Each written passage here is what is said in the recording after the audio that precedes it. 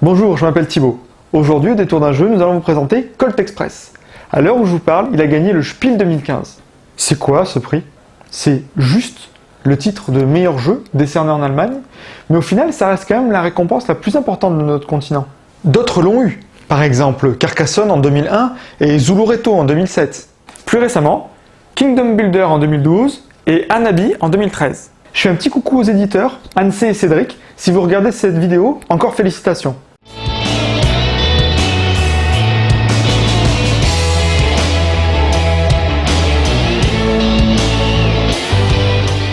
Colt Express est sorti en 2014, édité chez les Ludonotes. C'est un 2 à 6 joueurs. C'est annoncé pour des parties de 40 minutes. En fait, je dirais que si ça joue vite, on peut tomber à une demi-heure, mais que dans tous les cas, on reste sous le plancher des 1 heure.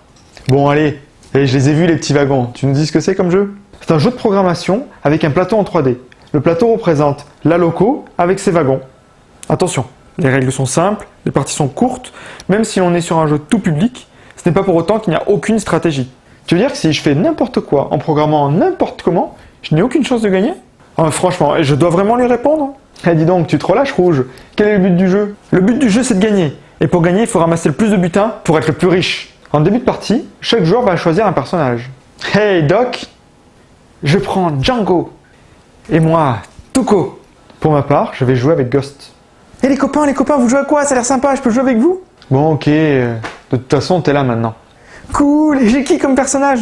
Tu vas jouer avec Cheyenne. Mais c'est une fille. Mais c'est une fille. Si tu veux pas jouer avec nous, on ne te force pas. Je reprends. En début de partie, nous avons tous choisi un personnage. Chaque personnage a une capacité spécifique, mais nous avons tous le même jeu de cartes. Les cartes représentent des actions. Ces actions vont nous permettre de se déplacer dans le train, mais également d'interagir avec les autres joueurs. Le jeu se joue en 5 manches. En début de chaque manche, on tire une carte qui va nous expliquer comment jouer les cartes actions ce tour-ci. Par exemple, là nous allons jouer une carte et ensuite jouer 2 cartes d'affilée. Comment est-ce qu'on joue ces cartes? C'est pas compliqué. On fait une pile qu'on va alimenter chacun son tour.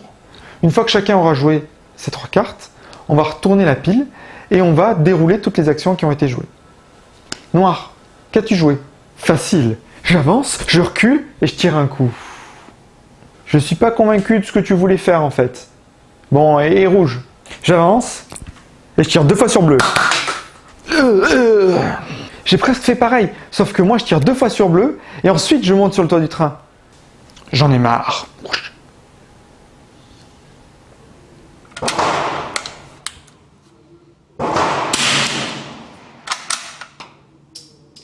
Il a tiré sur qui? Mais pourquoi lui? C'est le joueur bisounours, celui qui voulait tirer sur personne. Ouais, et je me suis dit, justement, quitte à tirer sur quelqu'un, autant que ce soit sur celui qui ne répond pas. Et si on reprenait la partie, j'avais envie de toucher à mes bourses. Là, il y a une allusion. Non, jamais de la vie. Ah bon? Bon, j'avais cru, excuse-moi. Le jeu se termine au bout des 5 manches. On regarde celui qui a amassé le plus de butins, celui qui est le plus riche gagne la partie. Résumons un peu. C'est un jeu qui a beaucoup d'interactions et on prend plaisir à voir son personnage se déplacer dans le train qui est très beau. Avec ses règles simples, c'est un jeu facile à sortir, que ce soit avec la famille ou avec les amis. Et dans tous les cas, on s'amuse. Un beau compromis entre je joue et je rigole, un beau plateau en 3D qui permet facilement de se mettre dans l'ambiance et pas étonnant qu'il ait gagné le Spiel.